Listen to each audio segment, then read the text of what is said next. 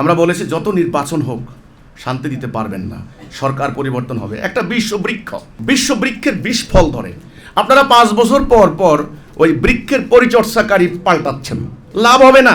বলছেন এই পরিচর্যাকারী ভালো না, ও খালি ঘুমায়, পানি দেয় না ঠিক মতে। আরে না, পরিচর্যাকারী 5 বছর পর পর পাল্টাইতে হবে না, একবার সিস্টেম পাল্টান, পরিচর্যাকারী ঠিক হয়ে যাবে। রাসূল পাক সাল্লাল্লাহু আলাইহি সাল্লামের ওই আরবের মানুষগুলি ভেতর বাহির সমাজ পরিবর্তন হয়েছে আল্লাহর দেওয়া জীবন ব্যবস্থা প্রতিষ্ঠার মধ্য দিয়ে। কাজে আমাদের প্রস্তাব হচ্ছে এটা পরিবর্তন করে, এটাকে বাদ দিয়ে সময়ের দাবি আমরা প্রস্তাব করছি আল্লাহর তাওহীদের উপর ভিত্তি করা আধুনিক যৌক্তিক সকল মানুষের জন্য প্রযোজ্য প্রয়োগযোগ্য উদারনৈতিক বিজ্ঞানসম্মত সায়েন্টিফিক একটা জীবন ব্যবস্থার আমরা প্রস্তাব করছি। আউযু বিল্লাহি মিনাশ শাইতানির রাজিম, বিসমিল্লাহির রহমানির রহিম, আলহামদুলিল্লাহি রাব্বিল আলামিন। আজকের এই অনুষ্ঠান থেকে আমরা দরুদ এবং সালাম আখিরি নবী বিশ্বনবী রাহমাতুল লিল আলামিনের প্রতি, এবং আজকের এই অনুষ্ঠানে আগত আমাদের শ্রদ্ধেয় সম্মানিত বিজ্ঞ আইনজীবী বিচারপতি মহোদয়, আমাদের সুধীবৃন্দ, অতিথিবৃন্দ, আমাদের আন্দোলনের দায়িত্বশীল বৃন্দ, সবাইকে আমার আন্তরিক সালাম মোবারকবাদ। সালামু আলাইকুম রহমতুল্লাহি ওয়া বারাকাতুহু। আমরা আজকে যে বিষয়টি নিয়ে কথা বলতে এখানে একত্রিত হয়েছি, আমাদের বিষয়টি একেবারেই স্পষ্ট পরিষ্কার।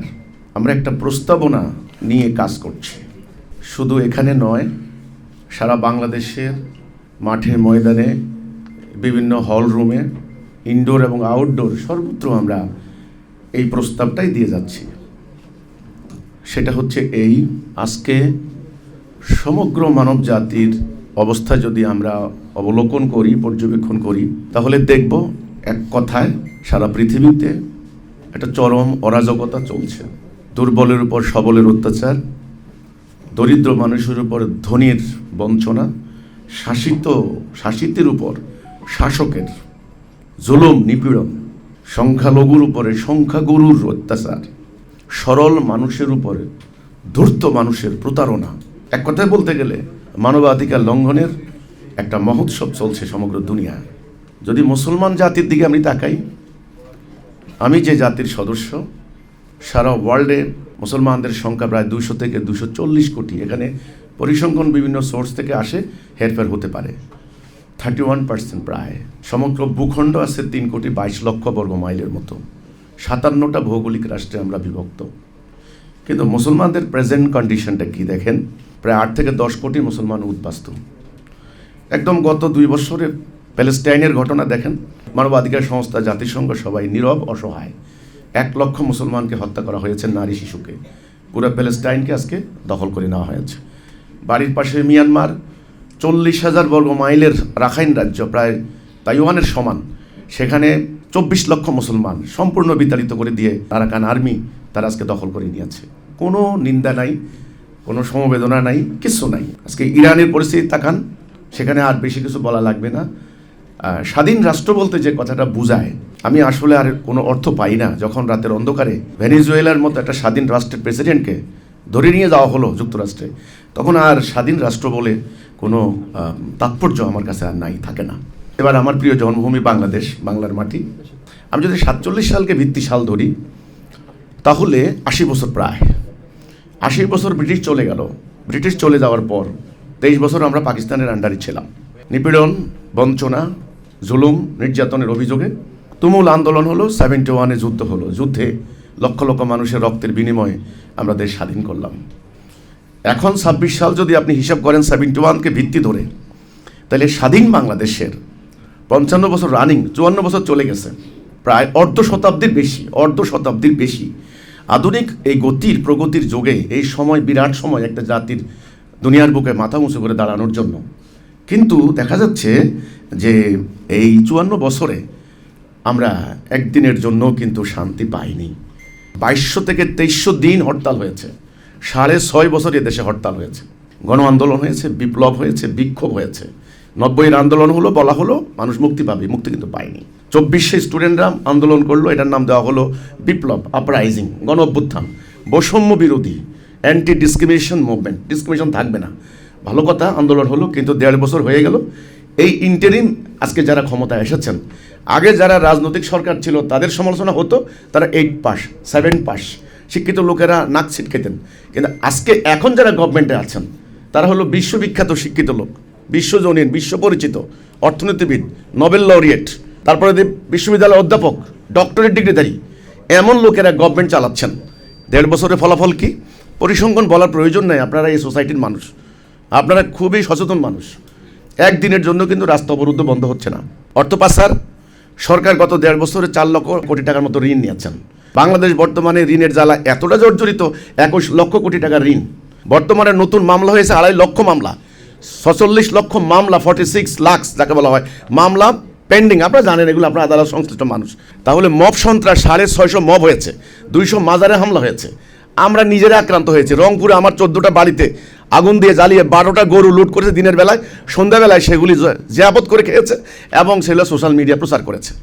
আমরা নিজেরা যেটা আক্রান্ত, আমার বাড়ির চারপাশে প্রায় আমার 2 কোটি টাকা সম্পত্তি লুট করেছে। 10টা জায়গায় আমরা আক্রান্ত হয়েছি এই গত 1.5 বছরের মধ্যে।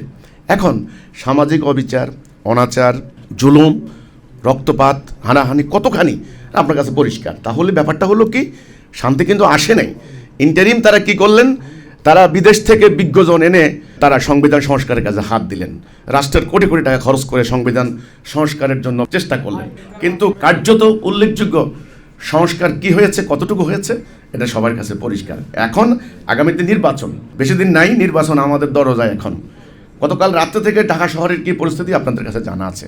এই অরাজকতা, এই অশান্তির থেকে বাঁচার জন্য আমাদের প্রস্তাবনা, আমরা স্পষ্ট করে বলতে চাই, আমাদের প্রস্তাবনা হচ্ছে এই বিদ্যমান চলমান যে ব্যবস্থা, সিস্টেম, রাষ্ট্রনীতি, অর্থনীতি, বিচার নীতি, শিক্ষানীতি, কূটনীতি, আমলাতন্ত্র, সামরিক নীতি, এক কথায় এই যে সিস্টেম অফ লাইফ, যেটাকে বলা হয় আরবিতে দিন, জীবন ব্যবস্থা, এই সিস্টেমটা ভুল।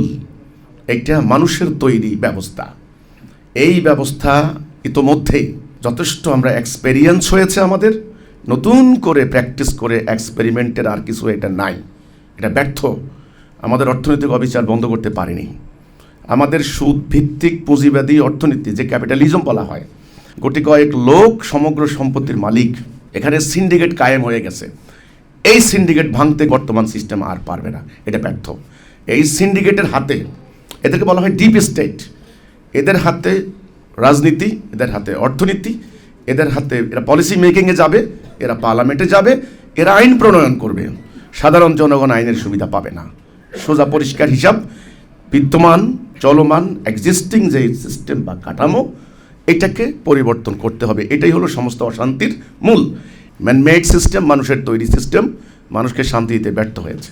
আমরা প্রস্তাব করেছি এর পরিবর্তে আল্লাহর নাজেল করা বিধান, এটাকে অর্থাৎ ডিভাইন গাইডেন্স, আল্লাহর দেওয়া পথ নির্দেশনা, হেদায়া, তাওহীদ ভিত্তিক একটা ব্যবস্থা যদি আমরা কায়েম করতে পারি, তাহলে শান্তি আসবে, শান্তির গ্যারান্টি। এ হলো আমার ভূমিকার কথা। এই বর্তমান ব্যবস্থা যতদিন চলবে তত অরাজকতা হবে, তত অর্থ লুণ্ঠন হবে, মামলার জট আরও বাড়তেই থাকবে। চলমান বিদ্যমান এই ব্যবস্থাকে পরিবর্তন করে আল্লাহর দেওয়া জীবন ব্যবস্থা প্রতিষ্ঠা করতে হবে, কায়েম করতে হবে। সেটা আমরা কেন করব? দুটি কারণ। নাম্বার 1, আমাদের ধর্মীয় বাধ্যবাধকতা।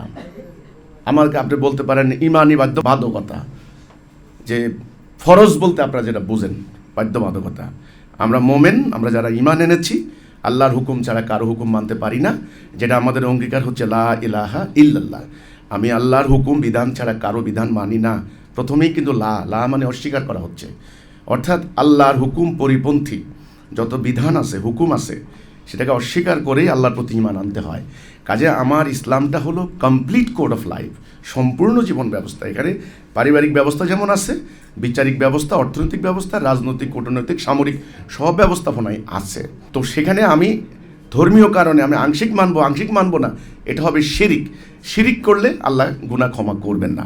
খিজিউন ফিল হায়াতের দুনিয়ার জীবনের লাঞ্ছনা দেওয়া হবে। আল্লাহ বলেছেন শিরিক ক্ষমা করবেন না। মক্কার কাফেররাও কিন্তু আল্লাহ বিশ্বাস করতো, বাট তারা আল্লাহর এই বিধান মানত না। আমরা এটা মানতে হবে, এই জন্যে আমি আংশিক মানবো না, নো। আমি রোজা রাখা ফরজ, আমার আদালতে আল্লাহর আইন দ্বারা বিচার করাও ফরজ, ওইটা মানবো না হতে পারে না। শুয়োর খাওয়া হারাম, আমি ঘৃণা করি শুয়োরকে, ওকে, কিন্তু সুদ খাওয়াও হারাম, ওটা আরও জঘন্য হারাম। ওটার বিরুদ্ধে আল্লাহ রাসূল জিহাদ ঘোষণা করেছেন। সেই সুদভিত্তিক অর্থনীতির কারণে এই অর্থনৈতিক ইকোনমিক এই যে ইনজাস্টিস চলছে। কাজেই আংশিক মানবো তা হতে পারে না। আল্লাহ রাসূল রাষ্ট্রপ্রধান ছিলেন, তিনি সাকসেসফুলি রাষ্ট্র কায়েম করেছেন আরবের 12 লক্ষ বর্গমাইল এলাকায়। তিনি প্রধান সেনাপতি ছিলেন, কাজেই সেনাবাহিনীকে কিভাবে পরিচালিত করতে হয়, সেনাবাহিনীর মধ্যে কিভাবে আইন প্রয়োগ করতে হয়, মানবাধিকার কায়েম করতে হয়, সেটা তিনি দেখিয়ে দিয়েছেন। তিনি প্রধান বিচারপতি ছিলেন। আজকে বিচারপতি এমদাদুল হক সাহেব এখানে আমার পাশে আছেন, ওনারা বিজ্ঞজন, আপনারা অনেক বিজ্ঞ আইনজীবীরা আছেন। তাহলে প্রথম কারণ আমার ধর্মীয় বাধ্যবাধকতা, আমাকে আল্লাহর বিধান মানা। দ্বিতীয় কারণটা হচ্ছে চলমান ব্যবস্থার ব্যর্থতা, যেহেতু এটা ব্যর্থ হয়ে গেছে, সো এটাকে এখন চেঞ্জ করতে হবে। ইমানি বাধ্যবাধকতা ধর্মীয় কারণ, আর হচ্ছে বর্তমান ব্যবস্থা ব্যর্থতার কারণ। আপনারা বলতে পারেন এটা কি সম্ভব? এখানে আমার প্রশ্ন, আমার কথা, রাষ্ট্র, আইন, এগুলির তৈরি মানুষ কেন করেছে? এখানে 4টে বিষয় আমি বলতে পারি। আমার জীবনের উদ্দেশ্য, ইসলামের উদ্দেশ্য, রাষ্ট্রের উদ্দেশ্য, আইনের উদ্দেশ্য। আজকে যে রাষ্ট্র কাঠামো চলছে, এটাকে বলা ন্যাশন স্টেট, মানে জাতিরাষ্ট্র। একটা নির্দিষ্ট সীমানা দ্বারা আবদ্ধ একটা ভূখণ্ড, এখানে একটা সংবিধান থাকবে, একটা সরকার থাকবে, সভরেন্টি থাকবে। এই যে রাষ্ট্র ব্যবস্থা, এটা 300 বছর আগেও খুব একটা ছিল না। ইউরোপের 30 বছর ব্যাপী যুদ্ধের পরে, যেটাকে বলা হয় প্রোটেস্ট্যান্ট এবং ক্যাথলিক যুদ্ধের পরে, তখন ওই রাষ্ট্র গঠনের মূল সূত্র সেখান থেকে শুরু, মানে আধুনিক রাষ্ট্র। আধুনিক রাজ্যের সীমানাগুলি কিভাবে নির্ধারিত হতো? রাজ্যের সীমানা নির্ধারিত হতো নদী, খাল, পাহাড় পর্বত ইত্যাদি। কিন্তু এরপরে এখন অক্ষাংশ দ্রাঘিমাংশ ধরে স্কেল দিয়ে, পেন্সিল দিয়ে এঁকে যে সীমানা কাঁটাতারের বেড়া দিয়ে যেই জাতিরাষ্ট্রের সৃষ্টি হয়েছে, এটা বেশি দিন নয়, 300-400 বছর আগের থেকে। ফরাসি বিপ্লবের পর তখন একেবারে আনুষ্ঠানিকভাবেই রাষ্ট্রের কার্যক্রম পুরোপুরি শুরু হয়েছে। যারা রাষ্ট্রবিজ্ঞান সম্পর্কে জানেন তারা তো জানেন, হবস, লক, রুশো, ম্যাকিয়াভেলি, তাদের প্রত্যেকের পড়ার মধ্যে দেখবেন, লেখার মধ্যে এই বিষয়গুলি আছে যে রাষ্ট্র গঠনের মূল সূত্রটা কি। থিওরি অফ জেনারেল উইল যাকে বলা হয়, সাধারণ ইচ্ছা তত্ত্ব। জনগণ আমরা ইচ্ছা করেছি, আমরা একটা সুসংগঠিত রাষ্ট্র ব্যবস্থা কায়েম করব। এখানে একটা অথরিটি থাকবে, এখানে আমি আমার ইচ্ছাকে সোপর্দ করব, আমি রাষ্ট্রের আইন মানব, যেটা হলো কমন ল, যেটাকে এখন সেকুলারিজমে বলা হয় আইনের দৃষ্টিতে সবাই সমান। মনে হচ্ছে যেন কোরআনে এটা বলা হয় নাই আইনের দৃষ্টিতে সবাই সমান, মুসলমানদের সুপ্রিমেসি থাকবে, ব্যাপারটা মনে হচ্ছে এইটা, কিন্তু নো। জনগণ আমরা আইন মানব, রাষ্ট্রের আনুগত্য করব, এই জন্যে রাষ্ট্র আমার নিরাপত্তা দিবে, আমি রাষ্ট্রকে ট্যাক্স দেব, আমার মানবাধিকার রক্ষা করবে, আমার বাক স্বাধীনতা রক্ষা করবে, এই জন্যে আমি রাষ্ট্রের আনুগত্য করব, রাষ্ট্রের আইন মানব। তাহলে আইন রচনার উদ্দেশ্যটাও কিন্তু সেটা, অনেকটা শিল্ডের মতো। আমাকে আঘাত করবে দুষ্কৃতিকারী, অত্যাচারী, জালেম, আইন আমাকে প্রোটেকশন করবে। আইন হলো আমার শিল্ডের মতো, আমার প্রোটেকশন দেবে। তো যখন যে আইন বা যে রাষ্ট্র আমার প্রোটেকশন দিতে ব্যর্থ হয়, দুর্বল লোকের জন্যই, প্রোটেকশনের জন্যই কিন্তু আইন, শক্তিমানের তো আইন প্রয়োজন হয় না। মার্কিন প্রেসিডেন্ট সোজা বলেছেন, তিনি যখন ভেনিজুয়েলার প্রেসিডেন্টকে ধরে নিয়ে যাওয়া হলো, বলল যে কি কোনো আন্তর্জাতিক আইন ফাইন কিছুই নাই, আমার কথাই এখন আইন। কাজেই শক্তিমানের জন্য আইনের প্রয়োজন হয় না, আইন দরিদ্র মানুষের জন্য, অসহায়ের জন্য। সেই আইন এবং রাষ্ট্র যদি সেই দাবি পূরণ করতে ব্যর্থ হয়, সেটা রক্ষা করতে ব্যর্থ হয়, তাহলে সেটার প্রযোজ্যতা, প্রয়োজনীয়তা, নেসেসিটি হারিয়ে যায়। আমার কথা হচ্ছে এটা। আপনারা অনেকে বলেন যে বিদ্যমান আইনে আমি অনেক আলোচনা শুনি, আমাদের সাবেক বিচারপতি মহোদয় ওনারা অনেক অনুষ্ঠান করেন, আমি শুনি, কোনো জায়গায় অ্যাটেন্ড করার সৌভাগ্য হলে অ্যাটেন্ড করি, বা কোনো জায়গায় আমি শুনি, সেখানে ওনারা বলেন আমাদের আইন যথেষ্ট সমৃদ্ধ, স্ট্রং, আইনের পক্ষে কথা বলেন। ওকে, বলছেন আমাদের বিচারকের সংখ্যা কম, প্রতি 96,000 থেকে 1 লক্ষ মানুষের অনুপাতে একজন বিচারক। আমেরিকার হিসাব দেন, সেখানে 13,000, 14,000। ইংল্যান্ডে হিসাব দেন 8,000, 9,000। সুতরাং আমাদের অনেক বিচারপতি লাগবে, অনেক আদালত লাগবে, না হলে আমরা এটা কন্ট্রোল করতে পারছি না। আসল জায়গায় ওনারা হাত দিচ্ছেন না। ওনারা বলেন আইন যথেষ্ট শক্তিশালী।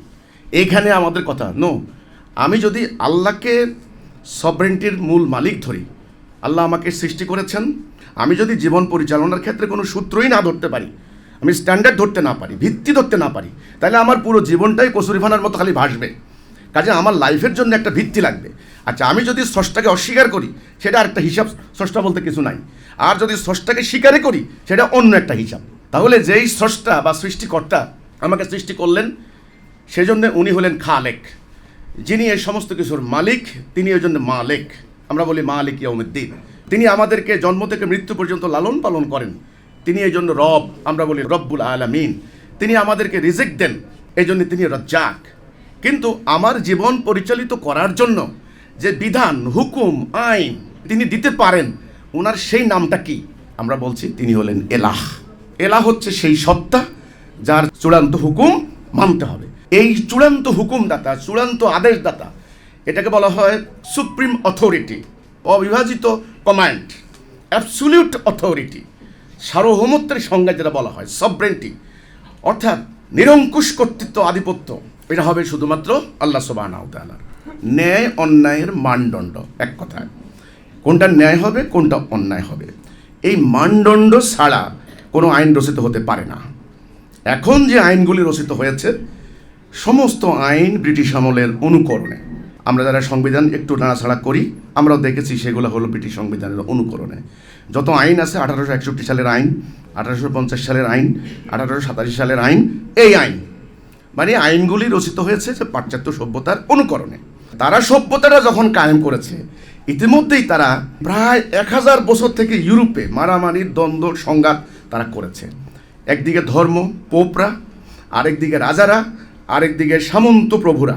এই তিনটা শক্তি দীর্ঘদিন সংঘাত যুদ্ধ করতে করতে ইউরোপের একটা পর্যায়ে তারা সিদ্ধান্ত নিয়েছে ধর্মকে বাদ দিতে হবে। সমস্ত অশান্তির মূল হলো ধর্ম, সমস্ত অরাজকতার মূল ধর্ম।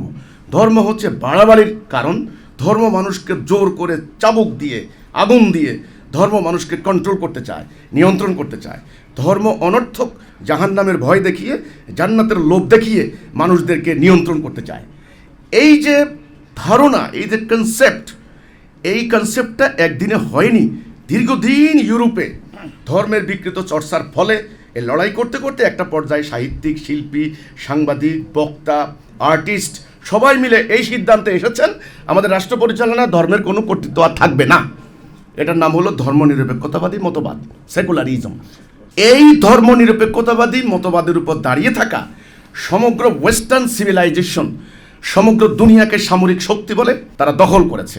তাদের প্রযুক্তি, তাদের কিছু আছে মারণাস্ত্র, সেটা দিয়ে তারা আমাদেরকে দখল করেছে, লুণ্ঠন করেছে। ভারতবর্ষ তারা একটা সময় দখল করেছে। তো আমরা তাদের আন্ডারে যখন ছিলাম 300 বছর, তারা কিন্তু এই প্রচলিত আইন, প্রচলিত রাজনীতি, আমি একটা উদাহরণ দেব এখানে, গণতন্ত্র। তারা বলেছেন গণতন্ত্র হলো উত্তম জীবন ব্যবস্থা। আমরা যখন বিশ্ববিদ্যালয়গুলিতে ক্লাস করেছি, আমাদের যেই শিক্ষকে ক্লাস নিতেন, প্রথমে এসে ওনারা প্রথমে 10 মিনিট গণতন্ত্রের গুণগান গাইতেন। গণতন্ত্র উত্তম জীবন ব্যবস্থা, গণতন্ত্র থেকে ভালো আর জীবন ব্যবস্থা নাই। এটা আমাদেরকে শান্তি দিবে, বাক স্বাধীনতা, আমাদের মানবাধিকার, আমাদের লিবার্টি, আমাদের ফ্রিডম, আমাদের প্রেস্টিজ, আমাদের সব কিছুকে সমুন্নত করবে ডেমোক্রেসি। এই কথা আমাদেরকে এমনভাবে আমাদের রন্ধ্রে রন্ধ্রে চিন্তা, ভাবনায়, চেতনায় গেড়ে দিয়েছে। তাই আমার প্রশ্ন হলো, কোথায় গণতন্ত্র? আজ পর্যন্ত স্বাধীনতার পর 55 বছর গণতন্ত্র নামক এই শিশুর জন্মই তো দেখলাম না আমি। গণতন্ত্রের মূল কথাটা হলো জনগণের সভরেন্টি, জনগণের সার্বভৌমত্ব। কিন্তু আল্লাহ সুবহানাহু ওয়া তাআলা পরিষ্কার বলেছেন, হে রাসূল, আপনি অধিকাংশ লোকের কথা শুনবেন না। জনগণের সভরেন্টি, জনগণ যেটা সিদ্ধান্ত নেবে সেটাই রাইট। এই যে ডিসিশনটা হলো, আমার বক্তব্য এটা ভুল। আল্লাহর সিদ্ধান্তটাই হলো রাইট। আমি মুসলিম হিসাবে, মুমিন, আমি কিন্তু একজন মুমিন হিসাবে কথা বলছি এখানে, কারণ এটা আমার প্রস্তাবনা, আমার পক্ষ থেকে প্রস্তাবনা। আমি এখানে একেবারে হাওয়ার উপর কথা ছেড়ে দেওয়ার জন্য আসি নাই। আমি যেটার জন্য আন্দোলন করেছি, যেটা বলতে গিয়ে আমার বাড়ি হামলা হয়েছে, আমার ভাইদেরকে হত্যা করেছে, আমার বাড়ি লুটপাট করেছে, আমার চোখের সামনে সারা দিন ধরে আগুন জ্বলতে দেখেছি। বাংলাদেশের প্রথম মবের শিকার আমরা হয়েছি। কাজেই আমাকে হত্যা করার জন্য প্রতিনিয়ত ষড়যন্ত্র হচ্ছে। I don't care. না, আমাকে বলতে হবে ন্যায় অন্যায়ের মানদণ্ড মানুষ না। যখনই মানদণ্ড মানুষ নিয়ে গেল মানুষের হাতে, এটার নাম গণতন্ত্র, এটার নাম সেকুলারিজম, এটার নাম মানুষের তন্ত্র। কোরআনের ভাষায় এটাকে বলা হয় তাগুত গায়রুল্লাহ। কোনো মুমিন তাগুতকে মানতে পারে না। আল্লাহ কোরআনে বলেছেন যে তোমরা তাগুতকে অস্বীকার করো, তাগুতের বিরুদ্ধে লড়াই করো, আল্লাহ কোরআনে বলেছেন। এবং আল্লাহ বলেছেন আমি সৃষ্টি করেছি, হুকুম দিব আমি হুকুমদাতা, আমি তোমাকে সৃষ্টি করতে পারলাম, তুমি কিছুই ছিলে না, নাপাক রক্তবিন্দু থেকে তোমাকে সৃষ্টি করেছি। আবার বলেছেন মাটি থেকে সলসলিন কাল ফাক্কার মিত্তিন, মাটি থেকে কাদা মাটি ঠনঠনা মাটি থেকে তোমাকে সৃষ্টি করেছি। কাজে তুমি কিছুই ছিলে না, সেখানে তোমাকে আমি বানিয়েছি, তোমাকে ব্রেন দিয়েছি, দৃষ্টি দিয়েছি, কিন্তু তোমার জীবন চলার পথ আমি দিয়েছি, আমি দিতে পারি, আমি সক্ষম। এটার নাম শরিয়া। আজকে কেউ বলে শরিয়া চাই না, আমেরিকার ডরে, ইংল্যান্ডের ডরে। শরিয়া বলতে যদি চাবুক দিয়ে পিটানো হয়, শরিয়া বলতে যদি মেয়ে মানুষের অধিকার নাই, রাস্তায় নামতে পারবে না, শরিয়া মানে কারো হাত থাকবে না, শরিয়া মানে গান শুনতে পারবে না, শরিয়া মানে কোনো ধরনের মানবাধিকার বাক স্বাধীনতা হবে না, জবরদস্তি জুলুম, এটা যদি শরিয়া হয় তাহলে আল্লাহ কিন্তু এই শরিয়ার কথা বলেন নাই। আল্লাহ বলেছেন আমি তোমাদেরকে কষ্ট দিতে চাই না, পানি না থাকলে তায়াম্মুম করো, সেই জায়গার মধ্যে আয়াতের মধ্যে কথা আছে, লা ইউকাল্লিফুল্লাহু নাফসান ইল্লা উসআহা, কাউর তার সাধ্যের অতিরিক্ত আমি চাপিয়ে দিতে চাই না। লা ইকরাহা ফিদ-দীন কাদ তাবায়্যানা রুশদু মিনাল গায়্য, আমি জোর জবরদস্তি আমি চাই না, কোরআনে আল্লাহ বলেছেন। তাহলে আল্লাহর নীতি জবরদস্তি নয়। আজকে জবরদস্তিমূলক শরিয়ার নামে সারা ওয়ার্ল্ডে যে এক্সারসাইজ হচ্ছে, সেটা ইসলামের উপর চাপিয়ে দিয়ে সারা দুনিয়াময় একটা ইসলাম ফোবিয়া সৃষ্টি করেছে। আল্লাহর দিন, আল্লাহর দেওয়া জীবন ব্যবস্থা কার্যকরী করার পথ কঠিন থেকে কঠিনতর করে তুলেছে। দিনের উদ্দেশ্য কি তাহলে? ইসলামের উদ্দেশ্য কি? তাহলে রাষ্ট্রের উদ্দেশ্য, আইনের উদ্দেশ্য আপনারা জানেন, তাহলে ইসলামের উদ্দেশ্য কি? ইসলামের উদ্দেশ্য হলো মানব জীবনে শান্তি, ন্যায় বিচার, সুবিচার, জাতি রাষ্ট্রের ধারণা, অর্থাৎ বর্ণে বর্ণে, ভাষায় ভাষায়, গোত্রে গোত্রে, মানুষে মানুষে বিভাজন ইসলামের আকিদা পরিপন্থী। ইসলামের আলোচ্য সাবজেক্ট হচ্ছে মানব জাতি। ইসলামের মধ্যে ডিভিশন হবে ন্যায় অন্যায়, তাকওয়া। আল্লাহ বলছেন আমার কাছে সবচেয়ে বড় সম্মানিত যে মুত্তাকি। তাকওয়া বলতে এখানে আমরা মনে করি লম্বা দাড়ি টুপি উনি তাকওয়া, নো। তাকওয়া হচ্ছে ন্যায় অন্যায়ের মানদণ্ড নিরূপণ করা এবং সেই নিরূপিত মানদণ্ডে সব ব্যবস্থায় ন্যায়সঙ্গত পন্থা অবলম্বন করা। দিস ইজ কল্ড তাকওয়া। আজকে যে কথা হচ্ছে বাক স্বাধীনতা, মানবাধিকার, আইনের শাসন, rule of law, rule of justice, good governance, এই যে কথাগুলা হচ্ছে, এই কথাগুলা আজকে যে আইনগুলি রচিত আছে সেখানে ত্রুটি বিচ্যুতিগুলি কোন জায়গায়, মিস্টেকটা কোন জায়গায়, আমার প্রস্তাবনার মধ্যে আমি এটা রেখেছি। আমি আধুনিক রাষ্ট্র ব্যবস্থার এই প্রস্তাবনায় এই বইটাকে আমরা সব জায়গায় দিয়েছি, সমস্ত মাদ্রাসায়, মসজিদে, ওলামা মাশায়েখদের কাছেও আমি দিয়েছি। আমি যত বিজ্ঞ আইনজীবী, বিচারক, বিচারপতি বা ম্যাজিস্ট্রেট কোর্টের যারা আছেন, সরকারের আমলা যারা আছেন, আমি মোটামুটি সবার যতদূর সম্ভব আমার ক্যাপাসিটির মধ্যে আমি পৌঁছে দিয়েছি। আমি বলেছি আপনারা তো দেখুন আমি যে বিষয়টা তুলে ধরেছি, এটা হলো ইসলামের উদ্দেশ্যটাই হলো মূলত মানব সমাজকে শান্তি, সুবিচার, ন্যায় বিচারের মধ্যে রাখা। এটা হলো উদ্দেশ্য। উদ্দেশ্য হলো শান্তি। আল্লাহর সাথে ইবলিসের চ্যালেঞ্জ হয়েছিল, ইবলিস বলেছিল মানব জাতিকে সিরাতুল মুস্তাকিমে থাকতে দেবে না। আল্লাহ বলেছিলেন আমি হেদায়া দেব, আমি সিরাতুল মুস্তাকিম দেব, যারা আমার দেওয়া হেদায়ার মধ্যে থাকবে তাদের কোনো ভয় নাই, তাদের কোনো চিন্তা নাই। এই হেদায়াটাই হলো রাইট ডাইরেকশন, সঠিক পথ নির্দেশনা। এইটা কি? সেটা হলো সভরেন্টি অফ আল্লাহ, লা ইলাহা ইল্লাল্লাহ মুহাম্মাদুর রাসূলুল্লাহ।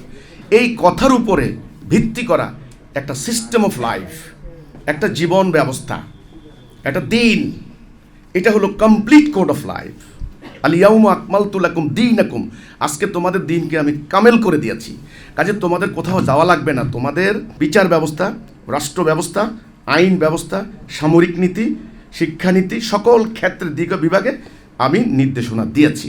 আজকে আমাদের এই প্রস্তাবনার মূল বিষয়টা হচ্ছে বিচার বিভাগ।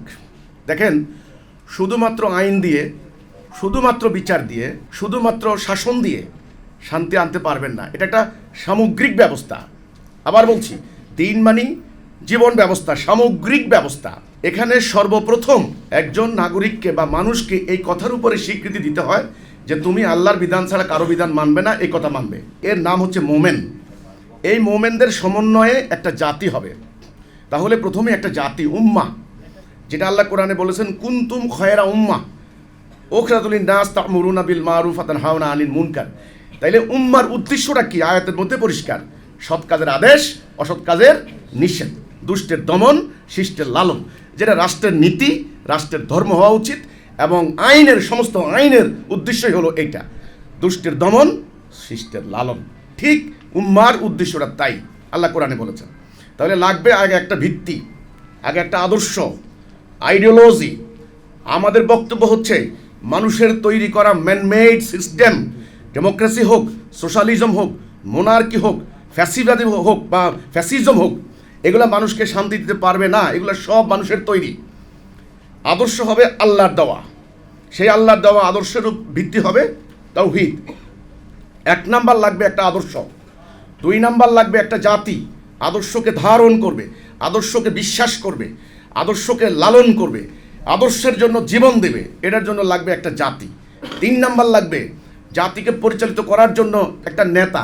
আমাদের ইসলামের কনসেপ্টে আমরা বলি মনসুরুন, আল্লাহর সাহায্যপ্রাপ্ত তিনি হবেন, আল্লাহ ওনাকে সাহায্য করবেন। নেতার উপরে সমস্ত জাতি থাকবে নিঃশর্ত আনুগত্য, শ্রদ্ধা, সম্মান, এতায়া, আরবিতে বলে এতায়া, আতিউল্লাহ আতিউর রাসূল আউলিল আমরি মিনকুম, এই এতায়া অর্থাৎ আনুগত্য। আজকে রাষ্ট্রের, আধুনিক রাষ্ট্রে বলা হয় রাষ্ট্রের প্রতি আনুগত্য, অবিডিয়েন্স, আনুগত্য। 4 নাম্বার লাগবে একটা কর্মসূচি। কর্মসূচি ছাড়া আপনার লক্ষ্য হাসিল হবে না। এই 4টা জিনিস অনিবার্য যদি ব্যবস্থা পরিবর্তন করতে হয়। এখন আমাদের প্রস্তাবিত তাওহীদ ভিত্তিক রাষ্ট্র ব্যবস্থায় আমরা বলেছি সর্বপ্রথম যে কাজটা করতে হবে সেটা হলো এই জনগণকে এই সিদ্ধান্ত নিতে হবে, চলমান বিদ্যমান মানুষের তৈরি এই ব্যবস্থা আমাদেরকে শান্তি দিতে পারে নাই, আমরা এটা বাদ দেব, আমরা আল্লাহর দেওয়া ব্যবস্থাকে গ্রহণ করে নেব। জনগণ যদি সেটা না নেয়, আপনি জোর করে জনগণের ইচ্ছার বিরুদ্ধে চাপিয়ে দিয়ে আপনি এখানে শান্তি কায়েম করতে পারবেন না। আপনি সিদ্ধান্ত নেবেন সুদ হারাম, জনগণ বলবে যে না আমরা সুদ খাবো, আমি ঘরে বসে বসে সুদের টাকা পাবো, আপনার কি? আর আপনি মানতে পারবেন না, জনগণ বিদ্রোহ করবে। এই জন্যে জনগণকে আগে প্রথমত তাওহীদের গুরুত্ব, তাওহীদের ইম্পর্টেন্স, ইসলামী রাষ্ট্র ব্যবস্থা, আল্লাহর দেওয়া দিন কি, নবী করিম সাল্লাল্লাহু আলাইহি সাল্লাম কীভাবে রাষ্ট্র কায়েম করেছেন, এই ধারণাটা জনগণকে দিতে হবে। অন্তত জনগণের গুরুত্বপূর্ণ একটা অংশ এই শিক্ষাটা দিতে হবে বা এই ধারণাটা দিতে হবে। এই জনগণের সমন্বয়ে একটা রাষ্ট্র ব্যবস্থা হবে। এখন রাষ্ট্রের যিনি পরিচালক হবেন, আল্লাহর হুকুম তিনি কার্যকরী করতে তিনি দায়বদ্ধ। এই রাষ্ট্র ব্যবস্থার আন্ডারে আমরা পুরো ব্যবস্থা তুলে ধরেছি, সেখানে বিচার ব্যবস্থা হবে। কোরআনের একটা আয়াত আছে আপনারা জানেন, ইন্নাল্লাহা ইয়া'মুরু বিল আদলি ওয়াল ইহসান, নিশ্চয়ই আল্লাহ আদল এবং ইহসানের আদেশ দিচ্ছেন। ইয়া'মুরু বিল আদলি, এই আদল শব্দ থেকে আদালত। তাইলে আদালতটা যখন গঠিত হবে, বিচারক যখন তিনি মনে করবেন আমাকে আল্লাহর হুকুম মোতাবেক রায় দিতে হবে, আমার কলম হবে আল্লাহর কলম, হাসরের দিন আমাকে সেটার জন্য আল্লাহর কাছে দায়বদ্ধ হতে হবে, তাহলে তিনি কারো দ্বারা প্রভাবিত হবেন না, কারো দ্বারা তিনি প্ররোচিত হবেন না, ভীত সন্ত্রস্ত হবেন না। আজকে বিচার ব্যবস্থায় এটাই হলো বড় সংকট। প্রত্যেকটা বিচারকের মাথার উপরে একটা ভয়, একটা আতঙ্ক। এখানে ভট্টাচার্য দাদা কথা বলছেন, প্রতিটা কথার মধ্যে উনি মনে হয় যেন ওনার গলার মধ্যে কেউ হাত দিয়ে রাখছে, এখন জানি বের হলে আমাকে মেরে ফেলে, বের হলে আমাকে মেরে ফেলে। স্বাধীন বিচার ব্যবস্থার জন্য ওনারা বলছেন যে সুপ্রিম জুডিশিয়াল কাউন্সিল যেটা ওনারা তৈরি করবেন, আমি লিখে দেব, হলফ করে বলে দেব, বর্তমান রাষ্ট্র ব্যবস্থা, বর্তমান রাজনৈতিক ব্যবস্থা যদি কায়েম থাকে, কোনো দিন স্বাধীন বিচার ব্যবস্থা কায়েম সম্ভব নয়।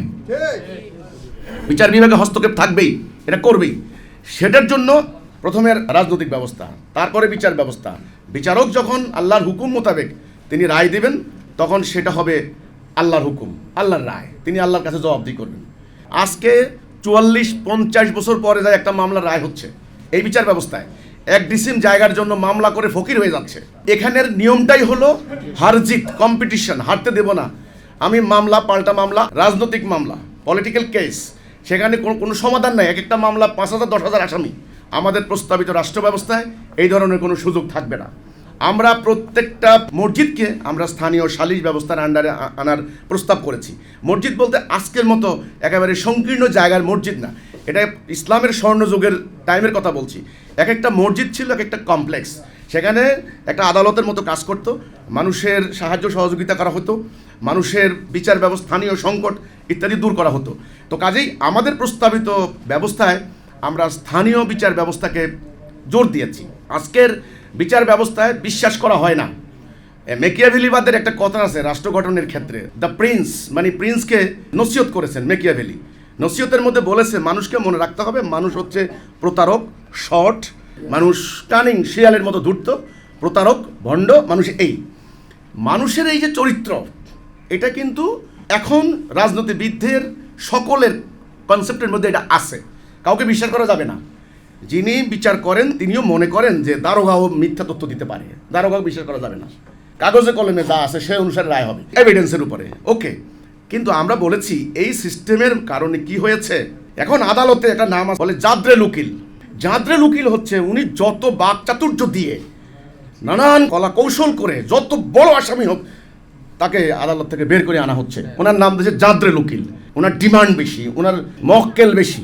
কিন্তু আমাদের প্রস্তাবিত রাষ্ট্র ব্যবস্থায় এ ধরনের কোনো স্কোপ আমরা রাখি নাই, কোনো সিস্টেম নেই। বিচার ব্যবস্থা যখন জনগণের দোরগোড়ায় চলে যাবে তখন সংক্ষিপ্ত শুনানি, সংক্ষিপ্ত ব্যবস্থার মধ্য দিয়ে ফয়সালা হয়ে যাবে।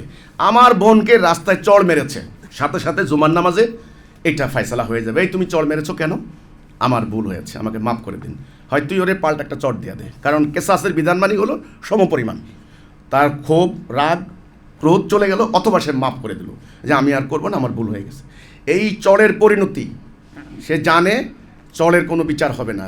ও গিয়ে বলে আমার বোনকে তুই চড় দিলি, খুনাখুনি, মারামারি, 2 মহল্লায় 2 জন শেষ, খুন, বাড়িঘর লুটপাট, মামলা, 40 বছর মামলা চলে, সেই মামলা চলাকালীন আবার 2বার মারামারি হয়েছে, মার্ডার হয়েছে।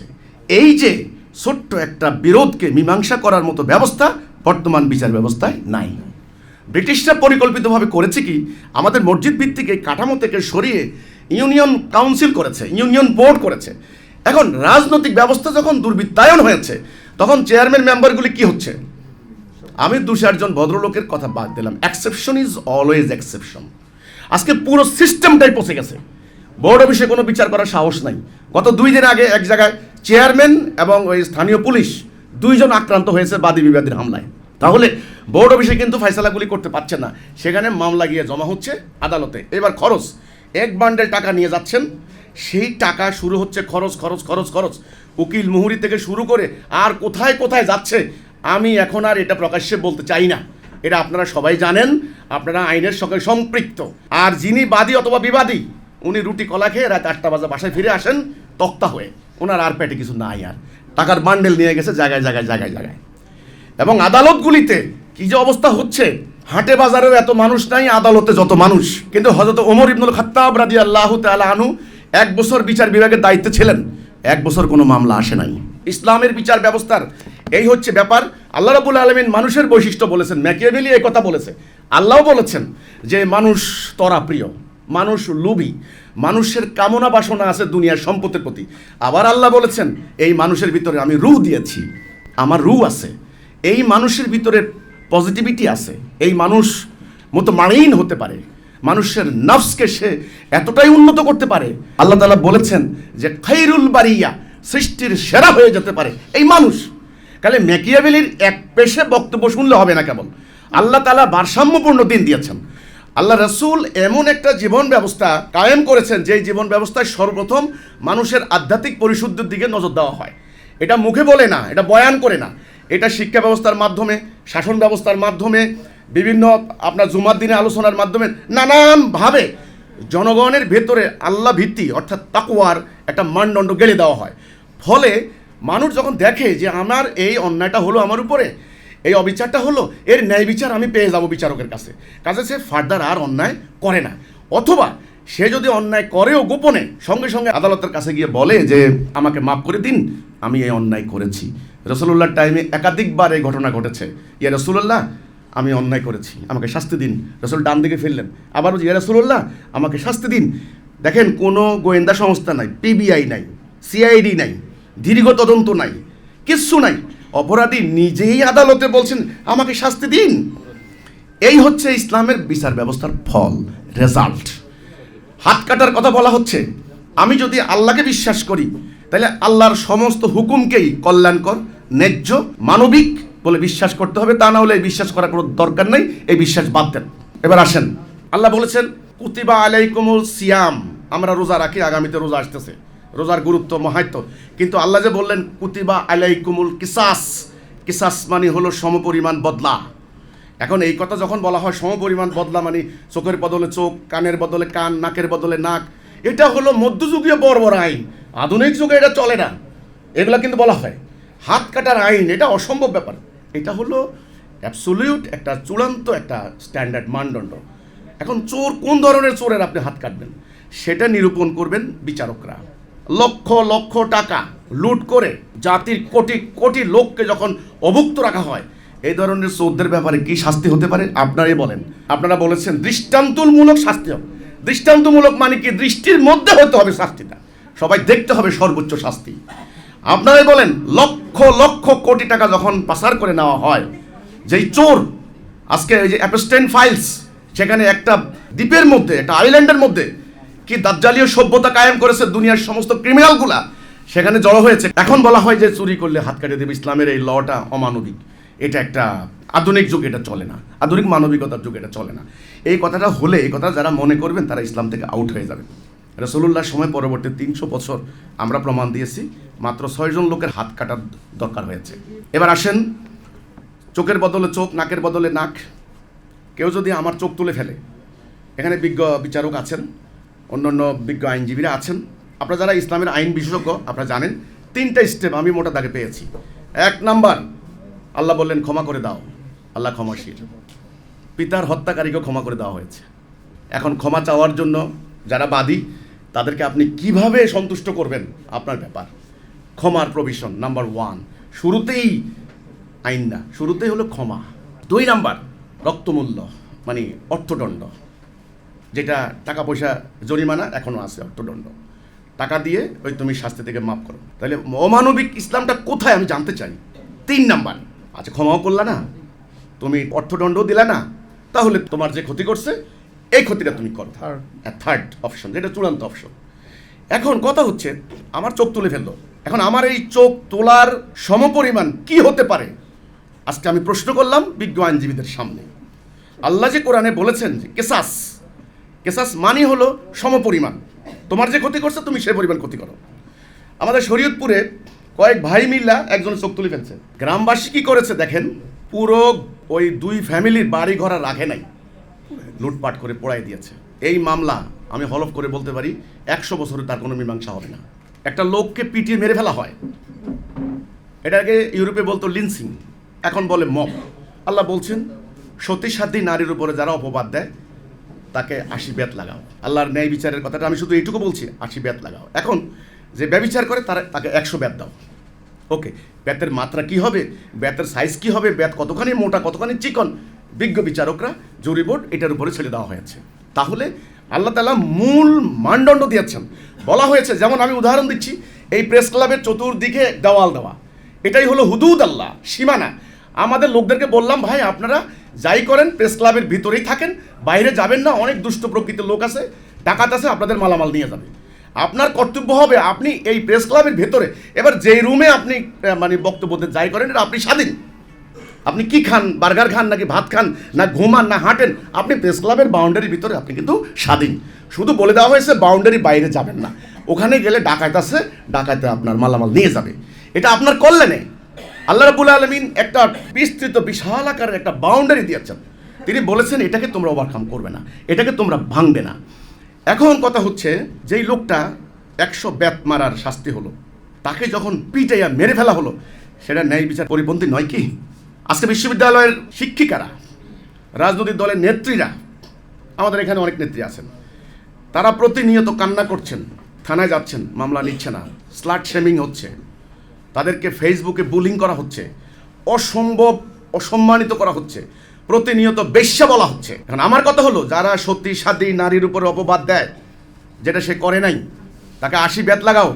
আমি হলফ করে বলতে পারি, আল্লাহর দেওয়া এই বিচার ব্যবস্থা যদি কায়েম থাকতো, কোনো নারীকে, কোনো বোনকে একটা গালি দেওয়ার হিম্মত কারো হইতো না।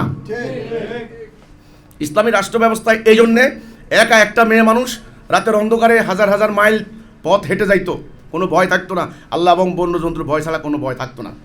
আজকের এই বিচার ব্যবস্থা কায়েম না হওয়ার কারণে ঘরের মধ্যে নারী নিরাপদ নয়, অফিসে নারী নিরাপদ নয়, বাসে নারী নিরাপদ নয়। আমাদের ধর্মীয় দলেরা এখন ইশতেহারে বলেন বাসে সিসি ক্যামেরা লাগাবেন, স্পেশাল বাস দিবেন, যাই করেন, যত কিছুই করেন, সিস্টেম পরিবর্তনের কথা বলেন না।